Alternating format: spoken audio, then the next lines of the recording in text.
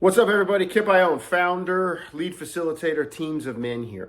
Welcome back to our YouTube channel. Make sure you like, subscribe, follow our channel here or at the end of the video here. But we're back with our latest in our Journey and Reflection series, where we really want to give coaches actionable questions that they could use in a 15 to 20 minute debrief on a number of subjects with their male athletes in their team, all of which should be rooted towards our vision of what we do with Teams of Men, where we exist to empower coaches of male athletes to show their athletes the potential of a reimagined manhood. And in doing so, create men of emotional fluency, emotional agility, resilience, and also be frontline primary preventionists in the fight against oppression and violence, sexual, domestic, and all its other forms. So today we're addressing a challenging yet essential topic. We're really diving into a reflective exercise on whether or not your players or your own as the staff conducting the exercise are able to recognize and stop themselves or others from committing harmful sexual behaviors. This conversation is especially relevant for our high school upperclassmen and college-age teams. I think it's crucial to reflect on our own actions. You guys know some of our shirts that say self-awareness is actually the result of self-reflection plus self-interrogation, and particularly in the context of the intimate relationships we may be in and respecting boundaries. It's based on insights from this article, from a blog post on whatsok.org from this winter 2024. And we're going to explore clear warning signs and use some questions that you can ask your team to help them find indicators of what type of sexual behavior may be harmful. Understanding these signs is the first step towards fostering respect and safety in all their relationships they could be in. For our younger audiences, coaches of middle school teams that may be on here, travel ball, younger teams, I think it's still important to discuss consent in a broader context with your players. It doesn't have to solely focus on sexual partners like we will in this video, but I think consent applies to everyday interactions, like borrowing something from a teammate. What if a teammate leaves their phone unlocked in your presence? Sharing personal space with each other on road trips or in the gym or on the field. And I think educating younger athletes about foundational concepts of consent is just as vital. And if you feel like this video maybe is a little too advanced or on a topic that you're not comfortable with, we do the work with Teams of Men. Call us. We've done consent workshops that don't touch on intimate partner relationships and go into the other aspects of young people's lives. But once again, Journey and Reflection is back here with Teams of Men. All right, like we mentioned before, and we'll cut away here too. This is from whatsok.org, which is a great website that really embraces curiosity and takes people through a bunch of different, like, broad arching questions and gives answers to what your guys you send there may or may not be willing to ask you or ask each other or ask their parents. So I think whatsok.org is a great resource, but we're specifically using this particular post they put up, this blog post. What are the warning signs that my sexual behavior may be harmful? And we want you to share this first with your guys.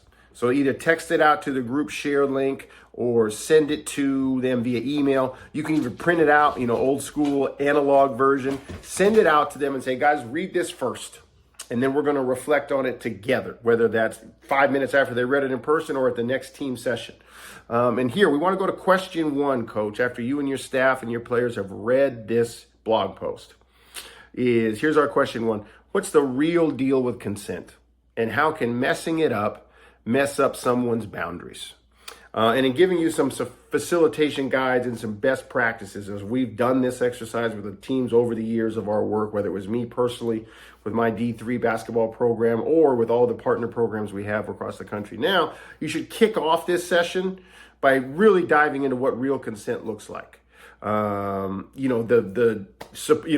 Figuratively or maybe even literally, the fist bump of, are we both into this? The verbal of, are we both into us? Like, we need a yes before we start touching. We need a yes before we go further than what we're in here.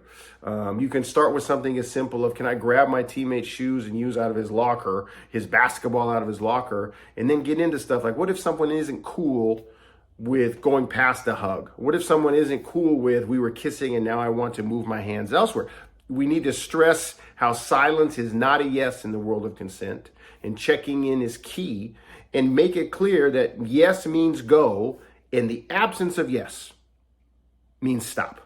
Period. End of discussion. And share with your guys, ask them, guys, why is this hard? Because it is, but ask for reasons and ways it's hard and ways to navigate it accurately as you go forward. Next question in journey and reflection here with Teams of Men, dealing with, are my sexual behaviors harmful?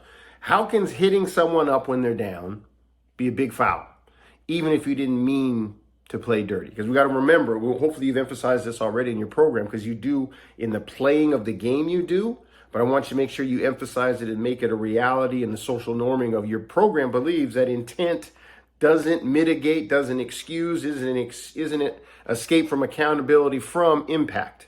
Intent never guarantees impact. So when you're facilitating this question after reading the blog post from whatsup.org, bring up times when someone might be feeling down, like, a tough breakup, a major letdown, there's something going on at home, bad performance on the field. But put this in perspective with how fair is it to make a move in the physical intimacy department when someone's not at their best, when they're at their emotional low. Discuss why it's probably offside to take advantage of someone when they're vulnerable, whether it's emotionally or something like, as we've heard so often, unfortunately, like someone's too drunk to actually give consent. Someone's under the influence and cannot verbalize consent. Challenge your guys to think about what level of respect and fair play they need to be existing at in intimate partner relationships to make sure they don't blur these lines. Because it's not just the moments when they're at a party, because I know that's the usual go-to we talk about, but in committed relationships, what level of manipulation are we making sure we get our guys out of the habit of trying to deploy for physical intimacy later? And I think that's a big question that we can explore with this number 2 part of our Journey and Reflection series is, guys, is manipulation or convincing of actually consent? Or do we need to find time and spaces where there is excited, enthusiastic consent? Finally, in this 3-question work you can do in a 15 to 20 minute period after reading this blog post, why should a weird gut feeling about something you did or saw be a game changer for you in terms of the progression of this physical contact with a partner?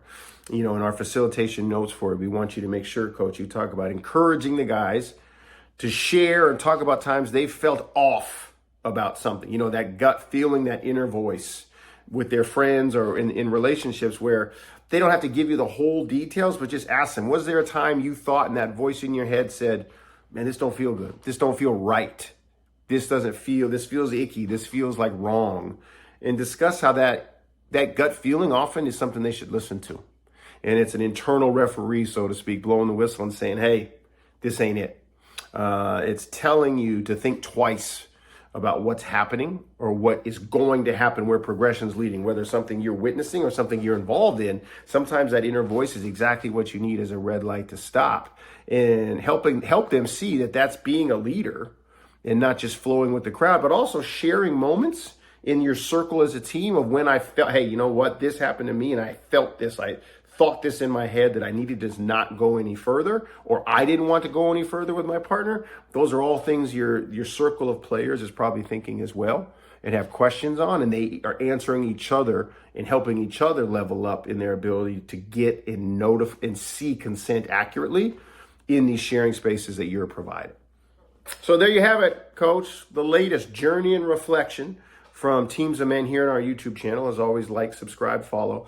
But as we wrap up today's discussion, I think it's crucial to underscore why we at Teams of Men champion the role of coaches as facilitators in sports teams as the prime setting for these type of conversations, because this is not just your film on your third down package. This is not just a team meeting talking about grit and resilience after we lost. We're saying sports programs offer a unique formula for young men to have conversations about life besides their sport. Because remember, our formula belief is sports are the one time in male athletes' lives that they have space, that they attend willingly, engage in consistently, and in an environment that they enter into expecting to be challenged, surrounded by people they love and a mentor they trust.